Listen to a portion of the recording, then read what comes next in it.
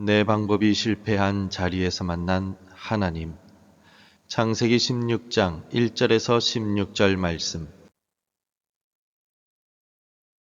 아브라함의 아내 사레는 출산하지 못하였고 그에게 한 여종이 있으니 애굽 사람이요 이름은 하갈이라.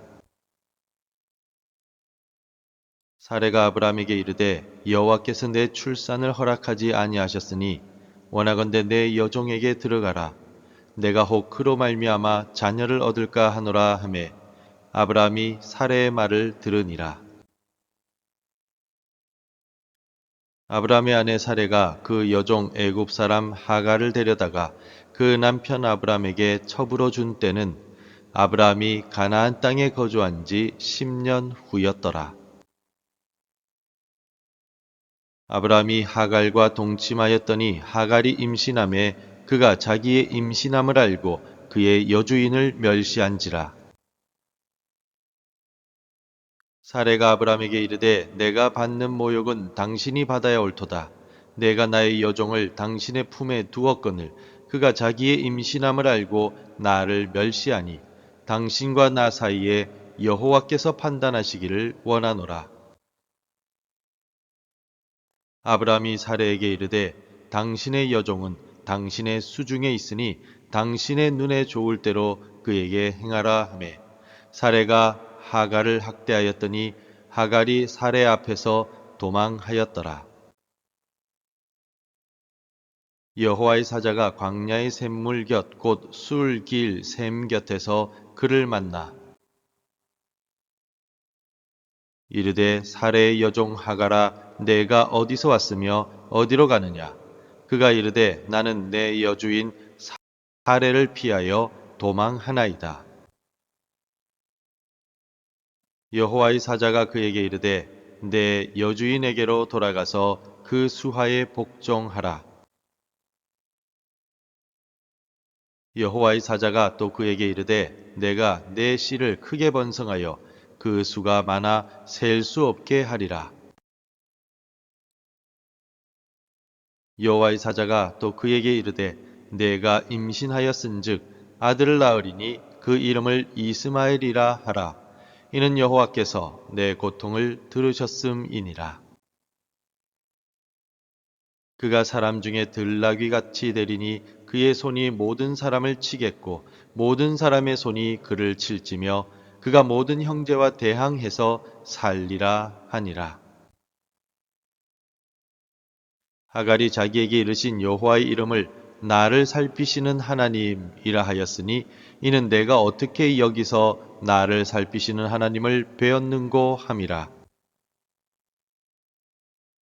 이러므로 그 샘을 부엘라 헤로이라 불렀으며 그것은 가데스와 베렛 사이에 있더라. 하갈이 아브라함의 아들을 낳음에 아브라함이 하갈이 낳은 그 아들을 이름하여 이스마엘이라 하였더라. 하갈이 아브라함에게 이스마엘을 낳았을 때에 아브라함이 86세였더라. 여러분, 오늘 하루를 시작하며 어떤 마음으로 이 자리에 나오셨습니까? 우리가 사는 세상은 속도가 곧 실력인 시대입니다. 당일 배송을 넘어 새벽 배송이 당연해졌고 인터넷 창이 3초만 늦게 떠도 답답함을 느낍니다. 이러한 빨리빨리 문화는 우리의 영성에도 깊숙이 침투해 있습니다. 간절히 기도하는 제목이 속히 응답되지 않을 때 우리는 하나님께 묻기보다 내가 먼저 움직이고 싶은 유혹에 시달립니다. 하나님, 제가 언제까지 기다려야 합니까? 이제는 제가 무엇이라도 해야 하는 것 아닙니까? 이 같은 마음은 오늘 본문의 주인공 아브람과 사레의 마음이기도 했습니다. 하나님의 약속을 받은 지 벌써 10년이 흘렀습니다. 하지만 현실은 변한 것이 없고 육체의 시계는 멈추지 않고 흘러만 가고 있습니다. 오늘 말씀을 듣는 성도님들 중에도 자녀의 문제나 경제적인 결핍 혹은 관계의 회복을 위해 오랫동안 기도해왔지만 여전히 광야에 머물러 있는 것 같아 지친 분들이 계실 것입니다. 오늘 말씀을 통해 우리의 조급함을 잠시 내려놓고 실패의 현장까지 찾아오시는 살피시는 하나님을 깊이 만나는 시간이 되기를 소망합니다. 오늘 본문의 말씀을 보면 아브라함과 사레는 하나님께서 주신 후손에 대한 약속을 자신들의 방법으로 이루려 하고 있습니다. 하지만 하나님의 언약은 인간의 도움이 필요할 만큼 연약하지 않습니다. 오늘 본문의 2절을 보십시오.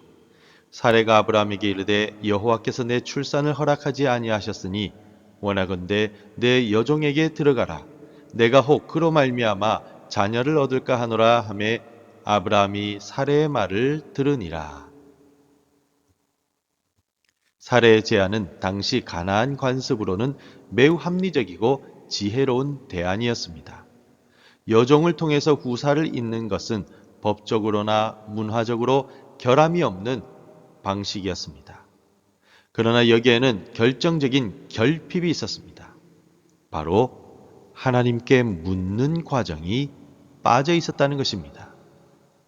비록 사례는 여호와께서 내 출산을 허락하지 아니하셨으니라고 말하며 하나님의 주권을 인정하는 듯이 보이지만 결론은 그러므로 내 방법대로 하겠다라는 불신앙을 보여주고 있습니다. 아브라함 역시 믿음의 조상답지 않게 하나님의 음성을 구하기보다는 사례의 말을 듣고 즉시 따르는 모습을 보여주고 있습니다. 우리는 너무나도 자주 내 선행이나 열심이 하나님의 구원을 완성하는 데 보탬이 되어야 한다라고 생각합니다. 하지만 이것이 바로 율법주의의 시작임을 기억하십시오. 아브라함의 씨가 육신의 혈통이 아닌 약속으로 주어졌듯이 우리의 구원 역시 100% 하나님의 은혜로만 주어집니다. 내 방법이라는 하갈을 의지하는 마음을 내려놓을 때 비로소 하나님의 이삭이 시작됩니다. 지금 여러분이 붙들고 있는 인간적인 지름길은 무엇입니까? 기도가 멈춘 자리에서 시작된 계획은 반드시 부작용을 낳게 된다라는 사실을 기억하시기 바랍니다. 우리가 하나님의 때를 기다리지 못하고 내 지혜로 지름길을 만들어 나갈 때 그 길은 축복의 통로가 아니라 갈등의 도화선이 됩니다. 사례의 계획대로 하갈이 임신하자마자 약속의 가정이었던 아브라함의 집안은 순식간에 지옥으로 변하게 됩니다.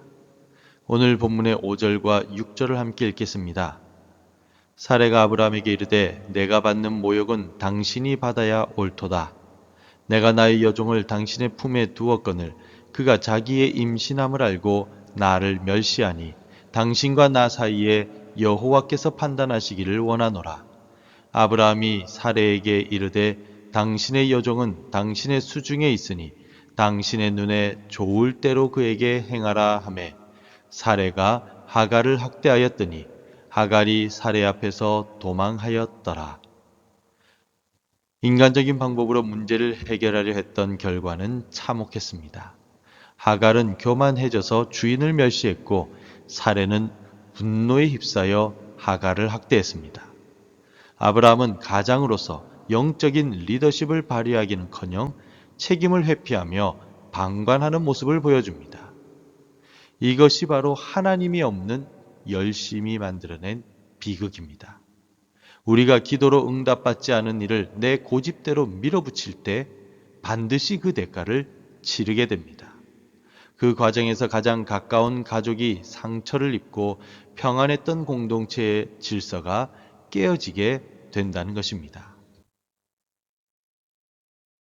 그래서 죄로 인해 깨어진 인간관계의 고통을 해결하기 위해 우리 주 예수 그리스도께서는 스스로 학대받는 자의 자리에 서셨습니다. 하갈처럼 쫓겨나고 버림받은 자들의 고통을 짊어지시고 십자가에서 외면당하셨습니다. 주님은 우리의 인위적인 방법이 낳은 모든 추한 상처들을 자신의 보혈로 씻어주시고 진정한 화평의 길로 인도하고 계십니다. 혹시 지금 내 고집 때문에 누군가를 학대하거나 혹은 내 방법이 성공했다고 믿으며 남을 멸시하고 있지는 않습니까? 내가 만든 이스마엘이 결국 나를 찌르는 가시가 될 수 있음을 기억해야 합니다. 하지만 인간의 불순종과 인위적인 방법으로 인해 모든 것이 망가진 그 순간에도 하나님의 은혜는 멈추지 않습니다. 주인에게 학대받고 광야로 도망쳐 죽음의 위기에 처한 이방 여인 하갈을 하나님은 외면하지 않으셨기 때문입니다. 13절을 함께 읽겠습니다. 하갈이 자기에게 이르신 여호와의 이름을 나를 살피시는 하나님이라 하였으니 이는 내가 어떻게 여기서 나를 살피시는 하나님을 배웠는고 함이라. 광야의 샘물 곁에서 방황하던 하갈에게 여호와의 사자가 나타나십니다. 하나님은 하갈의 과거를 물으시고 미래를 어디로 가느냐라고 물으시며 지시하십니다.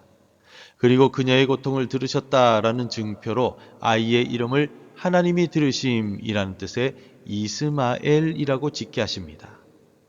하갈은 여기서 놀라운 신앙 고백을 하고 있습니다. 바로 엘로이, 나를 살피시는 하나님을 고백합니다. 하갈은 하나님을 찾지 않았습니다. 오히려 하나님께서 실패하고 도망친 자를 먼저 찾아오셨습니다. 그곳이 바로 부엘라 헤로이, 나를 살피시는 살아계신 분의 운물이 되었습니다. 우리가 내 방법으로 일을 그르치고 절망의 광야에 앉아 있을 때에도 하나님의 눈동자는 우리를 향하고 계십니다. 하갈을 찾아온 여호와의 사자는 장차 이 땅에 오셔서 소외된 자들의 친구가 되실 예수 그리스도의 모습과도 같습니다. 우리 주님은 수가성 운물가에서 소외된 여인을 찾아가셨고 십자가에서 우리의 모든 고통을 몸소 살피셨습니다.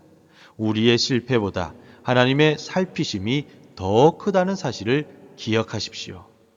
그래서 지금 당신이 처한 상황이 내 실수와 잘못으로 인한 결과일지라도 낙심하지 마십시오.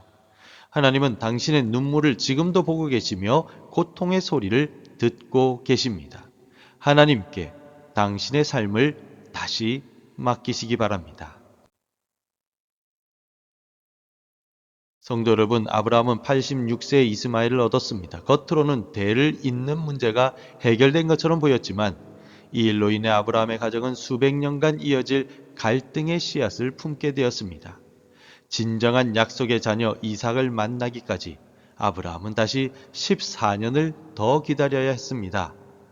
믿음의 본질은 내 시간을 하나님의 시계에 맞추는 과정입니다. 내 방법이 실패했습니까? 나의 지혜가 한계에 부딪혔습니까? 그곳이 바로 나를 살피시는 하나님을 깊이 만날 부엘라 헤로이, 나를 살피시는 운물이 되는 삶의 자리입니다. 오늘 이 새벽 내 모든 계산과 조급함을 내려놓읍시다. 주님, 나의 방법이 아닌 주님의 방법만이 옳습니다. 주님의 때를 기다리겠습니다. 라고 고백하는 저와 여러분들이 되시기를 주님의 이름으로 축복합니다. 기도하겠습니다. 하나님, 약속의 성취가 더디다는 핑계로 내 지혜를 앞세웠던 교만을 회개합니다. 인생의 광야에서 길을 잃고 눈물을 흘릴 때 내가 너를 보고 있다라고 말씀하시는 부엘라 헤로이의 주님을 만나게 하옵소서. 내 시계가 아닌 하나님의 시계에 삶을 맞추게 하시고 나를 살피시는 주님의 눈동자 앞에서 오늘 하루도 믿음으로 승리하게 하옵소서. 예수 그리스도의 이름으로 기도드립니다. 아멘. 계속해서 함께 기도해 주시기 바랍니다. 내 방법들을 내려놓고 가장 먼저 주님의 뜻을 기다리게 하소서. 상처 입은 가정에 엘로이, 살펴주심의 위로를 허락해 주옵소서. 삶의 고통 중에도 십자가 위에 주님만 바라보게 하옵소서. 하나님의 말씀으로 하루를 시작하는 은혜를 주옵소서. 오늘도 말씀대로 살아가며 열매 맺는 하루가 되시기를 축복합니다.